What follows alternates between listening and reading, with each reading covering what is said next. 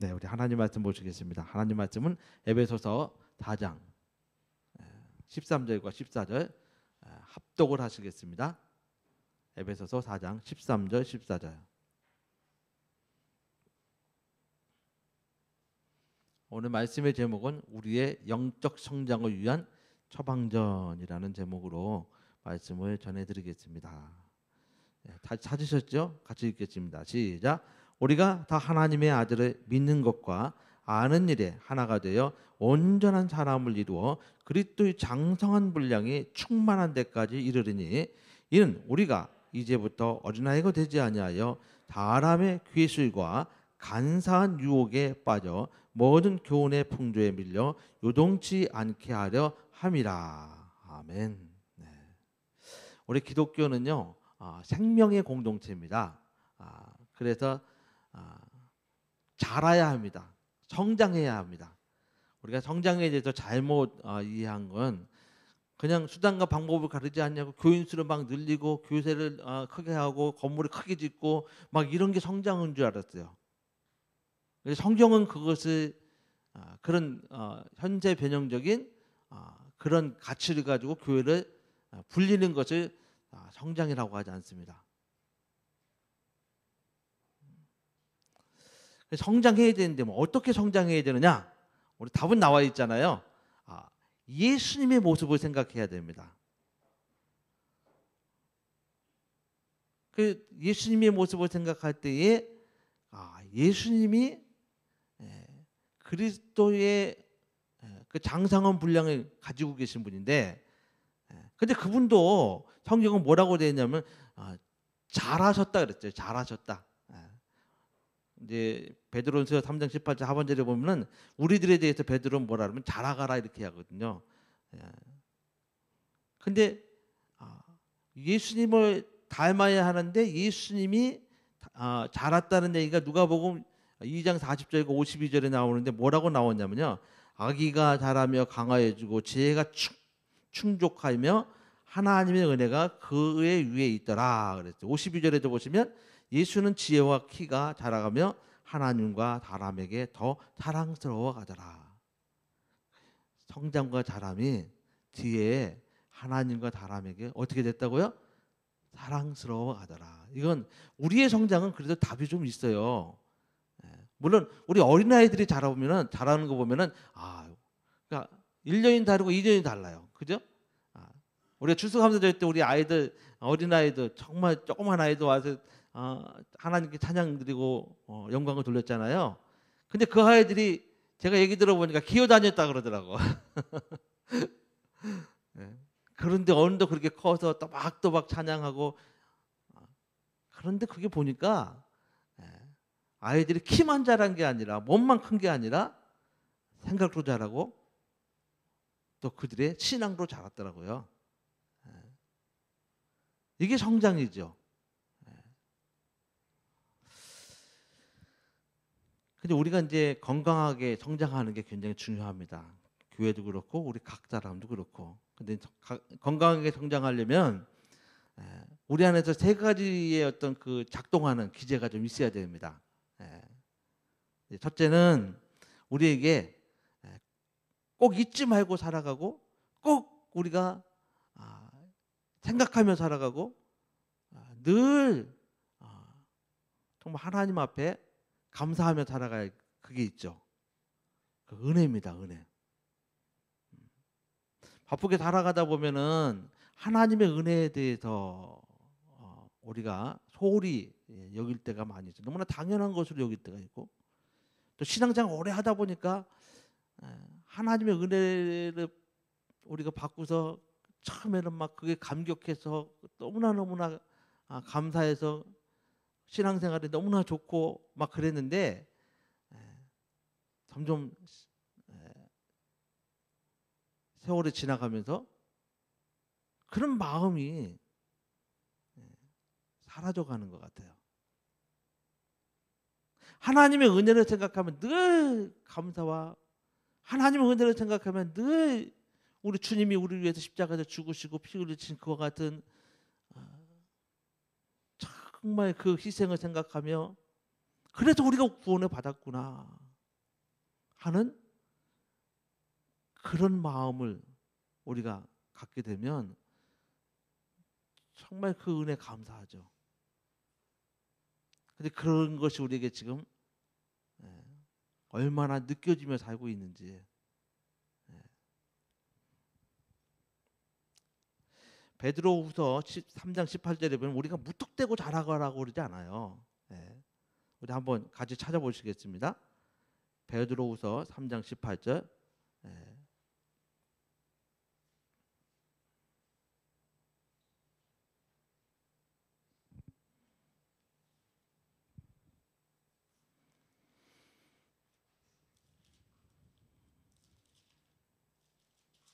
같이 읽어보겠습니다. 시작.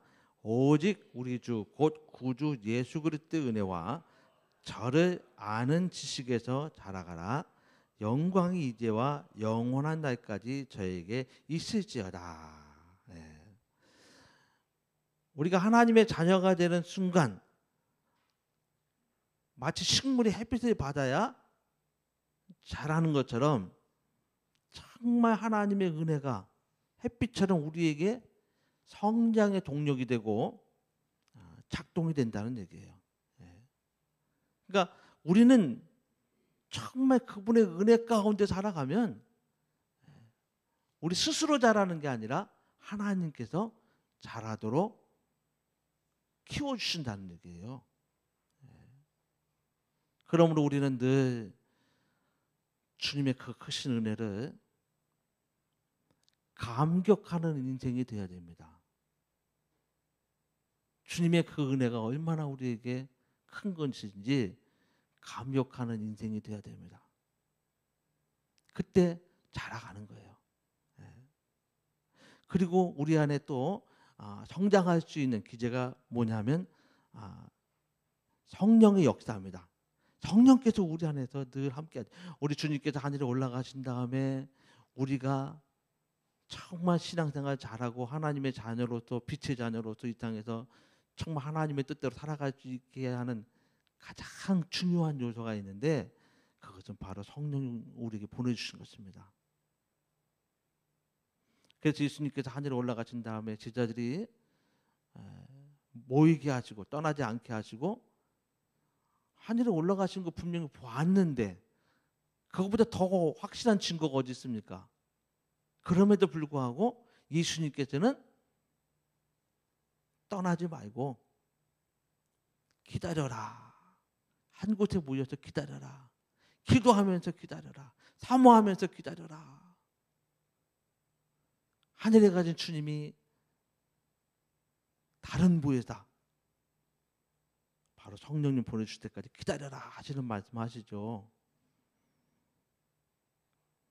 그들이 주님의 말씀을 받고 한 곳에 모여서 정말 식음을 전폐했죠. 그때 한 열흘 정도 걸렸는데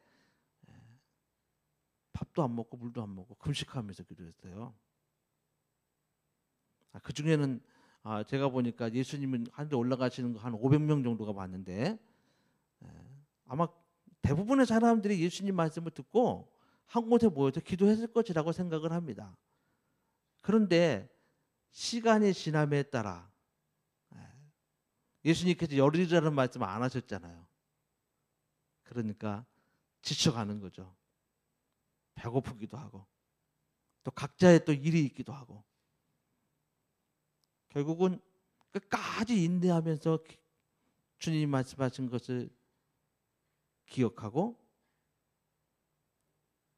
기도했던 사람들 한 120명이 성령을 모시게 됩니다. 그들에게 아주 폭발적인 성장이 있게 되죠. 성령을 받기 전과 받은 후의 삶이 달라지죠. 성령께서 들어오셔서 역사하실 때 그 파워가 엄청납니다. 그래서 베드로는 나가서 성령 받고 나가서 바로 설교를 했더니 3,000명이 돌아왔다고 그랬어요. 이처럼 우리 삶 가운데 성령이 충만하시고 성령께서 우리를 주장하시면 우리는 건강한 교회, 건강한 신앙인이 되어 성장이 되는 겁니다. 성령께서 우리 안에 들어오셔서 그분이 역사하시게 해야 돼요. 그러면 우리는 자라게 되는 것입니다. 고린도 교회에서 막 분쟁이 일어났잖아요. 어떤 분쟁이 일어났어요? 거기 보니까 바울파, 아볼로파, 베드로파 뭐 이런 파가 막 분쟁이 있었잖아요. 예. 어떻게 보면 오늘날로 말하면 성령파, 말씀파, 은사파 뭐 이런 것으로 나눌 수 있을 것 같아요. 예. 그런 고린도 교회를 향해서 바울이 뭐라고 얘기하냐면요. 고린도전서 3장 6절로 7절에 나는 심었고 그래요. 나는 심었고 아볼로는 물을 주었으되 누가 자라게 해요? 하나님께서 자라게 하신다는 거예요. 그러면서 뭐라 그러냐면 심는 것과 물 주는 건 아무것도 아니라는 거예요. 사람이 어떤 그런 인위적인 것은 아무것도 아니라는 거예요. 아무것도 아니긴 아니겠죠. 그러나 실제적으로 자라고 성장하게 하는 데는 사람이 하는 게 아니라는 겁니다. 오직 자라게 하시는 누구로고요? 하나님뿐이로다 이렇게 말하고 있어요. 그러니까 한마디로 우리를 예수 안에서 자라는 것, 그 성장하는 것, 이건 사람에 의해서 된 게 아니라 하나님이 우리 안에 거하시는 바로 성령으로 말미암아서 되어지는 거라는 얘기입니다.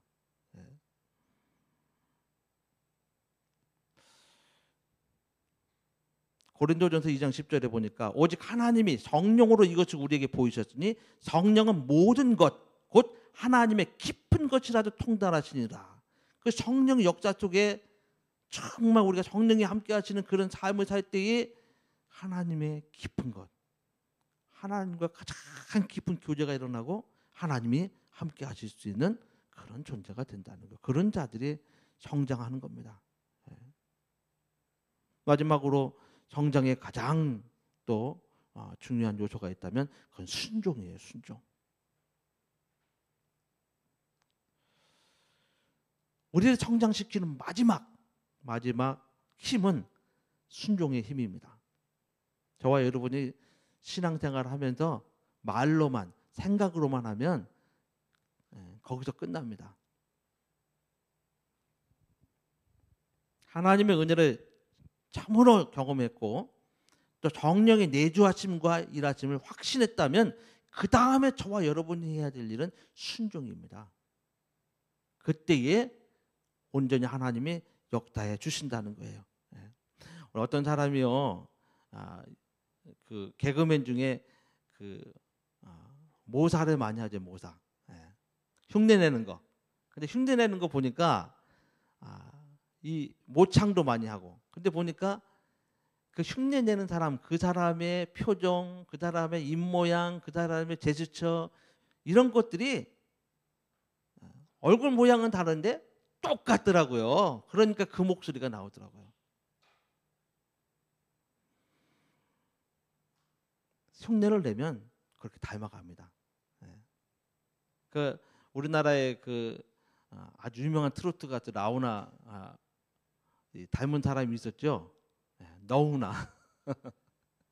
근데 머리 모양도 비슷하지만은 머리서부터 온통 다 막 그 나훈아 같은 인생을 사는 거예요. 이 사람을 부르는 밤무대가 그렇게 많아서 가서 막 노래 부르고 하는 겁니다. 이 사람 돌아가셨거든요. 그래서 그 사람들은 너무나 흡사한 그 사람을 보고 대리 만족을 하는 거예요. 나훈아를 부를 수가 없으니까. 닮으면 그렇게 됩니다.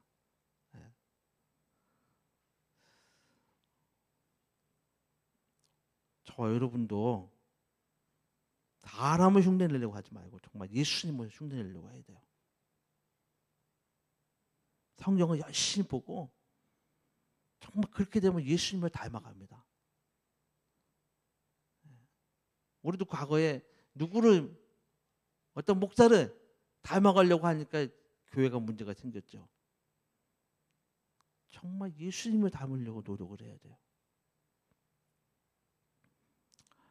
그러기 위해서는 정말 히브리서 12장 2절 말씀처럼 믿음의 주여 온전케 하시는 예수를 바라보라 하는 말씀처럼 예수님을 바라볼 수 있는 인생이 되어야 됩니다.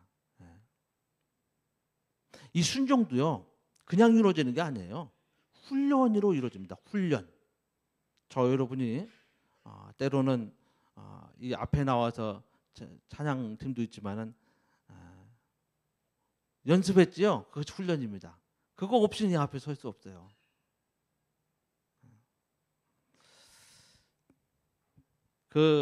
식물을 자라게 하는 3요소 기억나시는 분 있으세요? 여기 학생들 아세요?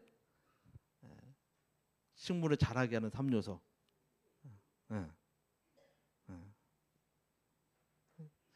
그런 걸로 말고 뭐 질소, 인산, 칼륨 이걸 얘기하셔야지 배웠으면. 네? 근데 질소는 식물 안에 있는 단백질 형성하는 데 도움을 주고, 그리고 인산은 열매를 맺고 자라게 하는데 도움을 주고, 그리고 칼륨은 이 근체 곧 뿌리를 크게 하고 전분과 당분을 축적하는 일을 합니다. 그래서 식물이 자라가는 겁니다.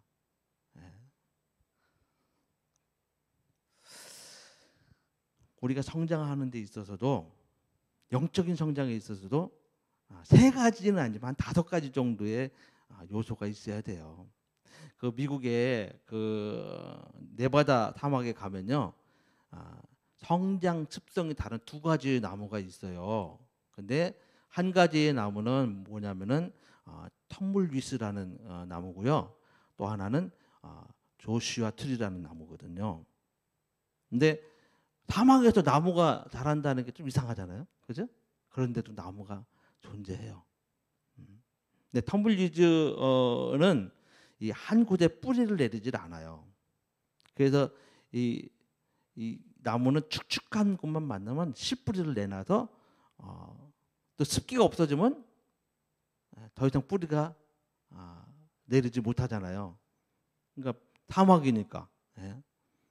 그러니까 바람이 불면 어떻게 돼? 이 나무는요, 이리 갔다 저리 갔다 이리 갔다 저리 갔다 그래요. 막 굴러다녀요.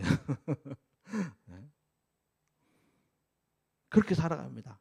그러니까 이거를 뭐라 그러냐면 떠돌이 나무래. 떠돌이 나무. 바람 부는 대로 흘러갑니다. 막 그렇게 살아요. 크게 성장을 못합니다. 모양도 공처럼 둥글둥글해요. 그런데 조시아 트리라는 나무는 뿌리가 11m까지 내려갑니다. 척박한 상해사지만요, 심겨진 곳에 깊이 그리고 넓게 뿌리를 내려가면서 살아갑니다. 이 키는 한 1년에 한 3cm 내지 4cm 정도 자라거든요. 그런데 이 나무가 뿌리를 그렇게 깊게 내리고 넓게 뿌리가 이제 내리니까 꽤 오래 살아요. 어느 정도 오래 살면은 한 300-400년 정도 삽니다. 사람보다 수명이 길어요. 저 여러분이 이렇게 굴러다니는 나무가 아닌 뿌리를 깊게 내릴 수 있는 그런 신앙생활을 해야 돼요. 그러기 위해서는 이 말씀의 뿌리를 내려야 됩니다. 이게 한 요소입니다. 근데 말씀의 깊은 뿌리를 내리면 어떻게 해야 되느냐? 한 5가지가 있습니다. 첫째는 매일 규칙적으로 성경을 읽어야 됩니다. 두 번째는 말씀을 듣는 습관을 길러야 합니다. 그리고 세 번째는 말씀을 공부해야 돼요. 요즘에는 목사들이나 뭐 신학생들이나 이런 사람들은 공부하는 게 아니고 요즘은 사람들이 다 공부를 해요. 공부하셔야 됩니다. 그리고 네 번째는 이 말씀을 가지고 생각을 해야 돼요. 묵상을 해야 됩니다.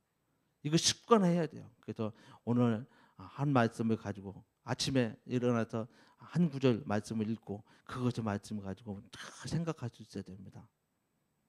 하나님께서 내게 이 말씀을 어떻게 하라고 주신 건지 생각하면서 이제 그것을 어떻게 실천할까도 생각해보고, 또 때로는 그 은혜의 말씀을 받으면 그만 은혜에 감사하면서 하나님께 찬양과 기도와 영광을 돌릴 수 있는 그런 묵상을 해야 됩니다.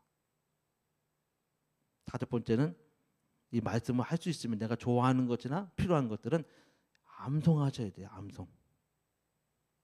이 다섯 가지 정도의 요소만 가지고 있으면 정말 그 말씀으로 내가 성장을 할 수가 있는 겁니다. 따라했어요. 따라해봅시다 한번.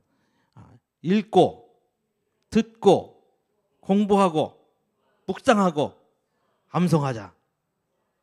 이렇게 좀 했으면 될 것 같아요. 두 번째 요소는 뭐냐면 기도입니다. 기도. 기도 다 하시는 것이죠. 기도는 영적인 호흡이거든요. 그러니까 생명을 유지시켜주는 산소 공급을 통로라고 할 수가 있어요. 우리는 어린아이들에게 엄마 뱃속에서 산소를 유지시키는 탯줄이 끊어지면은 또 그 아이는 질식해서 죽습니다. 우리 바닷속에 들어갔는데 산소통이 없으면 어떻게 되죠? 그렇죠. 질식해서 죽어버려요. 마치 이것처럼 기도는 그와 같은 거예요. 그래서 늘 성경은 이야기하죠. 데살로니가전서 5장 17절에 쉬지 말고 기도하라. 쉬지 말고 기도할 수는 없어요. 그러나 늘 기도는 할 수는 있습니다. 기도는 하는 방법이 늘 시간을 정해놓고 하는 방법도 있고요. 뭐 차 타고 가면서 할 수도 있고, 그 전에 우리 한참 충만할 때는 막 차 타고서 막 버스 타고 가다 방언을 막 속으로 한다고 했는데 막 이게 막 나왔고 사람들 이상하게 쳐다보잖아요. 그렇게 기도해야 됩니다. 기도하는 장소가 뭐 따로 정해진 건 아닌 것 같아요. 길가에서도 밥 먹을 때도 하고 자기 전에도 하고 어떤 사람은 화장실에서도 합니다. 근데 하나님께서 들어주실 거예요. 우리 정말 영적인 어떤 그 복음로, 하나님과 우리 사이에 그 교통할 수 있는 게 유일한 게 기도입니다. 찬양도 기도해요. 그래서 기도를 쉬지 않고 할 수 있을 때 성장하게 됩니다. 세 번째 예배예요. 우리가 지금 주일날도 이렇게 예배 드리려고 모였지만은 예배를 어떻게 생각해야 되겠어요? 생명처럼 생각해야 돼요. 생명처럼. 그냥 하루 그냥 나와서 습관처럼 때우는 그런 예배가 아니라 예배를 준비할 수 있어야 됩니다. 예배는 우리가 잘 아는 것처럼 하나님과의 만남이에요. 세상에서 가장 만나기도 힘들지만은 만났으면 좋겠다, 혹은 만나서 정말 내가 영광이 되겠다 하는 만남은 누구일까요? 물론 뭐 아이돌도 있고 스타도 있겠지만 그래도 대통령 만나는 게 쉽지 않잖아요. 그 대통령 만나러 가는 사람들이 그냥 집안에서 입는 대로 평상시 옷 입고 가나요? 절대 안 그렇죠. 하나님과의 만남도 역시 마찬가지일 거라 생각해요. 사람을 만나는데도 그러한데 하나님과의 만남.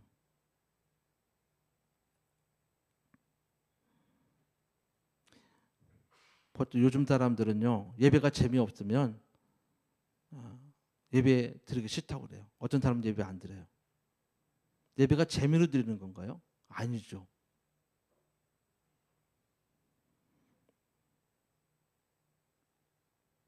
예배는요, 하나님과 나와의 그 만남 속에 나의 정체성을 아는 겁니다. 그리고 내가 나아갈 바를 알게 되고, 그리고 어떻게 살아가야 하는 그 방법까지 제시해 주는 것이 바로 예배예요.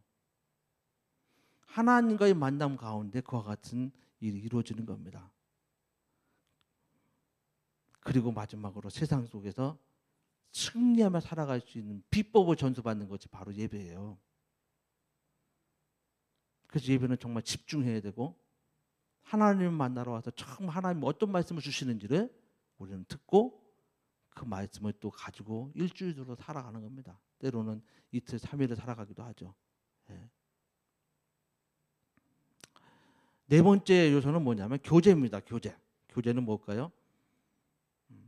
한 아이가 그 가정에 태어나서 성장할 때에 그 성장에 가정과 가족이 미치는 영향은 아주 중대합니다.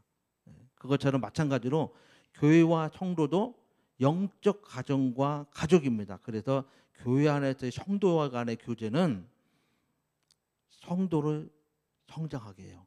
신앙 성장을 이루어줍니다. 어떤 분들은 그런 말이에요. 교제하면 할수록 시험에 든다고. 좀 관계가 좀 힘든 사람들과의 만남을 자주 갖는 분 같아요.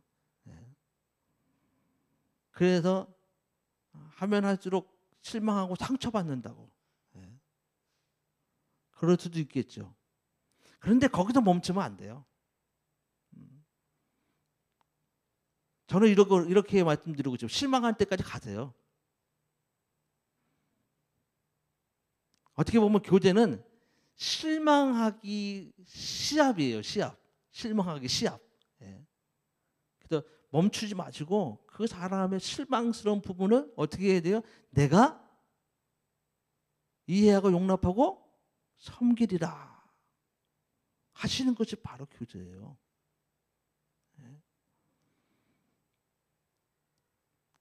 그 사람의 연약함 속에서 자기를 발견할 수 있어야 돼요. 어떻게 보면 내가 교제하는 그 성도는 내 거울과 같은 거예요. 나라고 사람들에게 상처를 안 줍니까?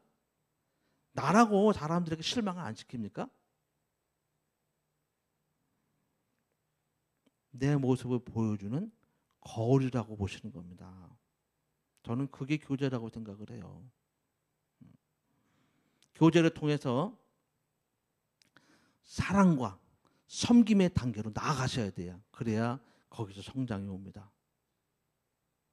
우리 모두가 그렇게 우리 교회를 성도 간의 교제를 이루어가고 만들어 간다면 우리 모두는 정말 예수 안에서 충분히 자라가고 성장할 수 있을 것입니다. 마지막으로 우리 교회가 성장하고 우리 자신이 성장하려면 전도와 봉사가 있어야 됩니다. 성숙과 성장은 어디서 나타납니까? 열매로 나타나는 거예요. 열매. 오늘 저와 여러분이 정말 어떠한 성장을 해야 되는지, 어떻게 성장할 수 있는지에 대해서 제가 제목 말씀드린 것처럼 이런 것이 있어야 교회가 성장할 것이다 생각하는, 너무나 당연한 거 얘기한 것 같은데 그 당연함이 우리에게 한 가지 두 가지가 빠져 있거나 좀 부족한 것 같아요. 이제 11월도 거의 다 가고요. 12월이 다 됐습니다. 12월도 이제 한 달밖에 안 남았죠. 이때 우리는 조금 더 정말 우리가 더 건강하게 우리 교회가 자랄 수 있도록, 우리가 자랄 수 있도록 힘쓰는 마지막 달을 준비할 수 있는 저와 여러분이 되었으면 좋겠습니다. 하나님의 은혜, 성령의 역사와 순종의 능력으로 성장하셔서 정말 12월 한 달은 우리가 정말 결실을 맺을 수 있는, 정말 하나님께 영광을 돌릴 수 있는 우리 모두가 될 수 있도록 하시기 주님의 이름으로 축원합니다. 우리 시간에 함께 기도하실 때에 우리 하나님께서는 정말 예수 안에서 우리가 예수님을 닮아서 정말 말씀과 기도와 성령의 역사 이런 가운데서 정말 하나님께서 우리에게 잘하기 원하십니다. 우리는 하루하루가 달라야 되고 한 주 한 주가 달라야 됩니다. 한 해 한 해가 달라야 됩니다. 성장하는 모습이 나와야 됩니다. 그렇지 않다면 하나님은 실망하실 거예요. 우리는 정말 성장을 위해서 더 힘써야 됩니다. 질병 중에 프로제리아라는 질병이 있어요. 이건 우리가 잘 아는 것처럼 자라지는 않고 늙어가는 거예요. 10살짜리가 80세처럼 보이는 거예요. 그 조로증이라고 그러죠. 우리는 그런 모습들이 우리 안에 너무나 많아요. 하나님이 너무 마음 아파하고 힘들어할 겁니다. 교회가 그렇다면 힘들어할 거고 우리가 그렇다면 힘들어할 겁니다. 우리는 지금 졸업병이 걸렸지 않은지 우리 돌아보면서 온전한 성장이 이루어질 수 있도록 오늘 참으로 우리는 말씀과 기도, 전도와 봉사, 교제 이와 같은 역사가 우리 안에 늘 있어서 우리 참 우리가 온전히 성장하겠습니다. 우리와 함께 해주세요 하고 우리 예수 한번 하시며 통성으로 기도하시겠습니다. 예수여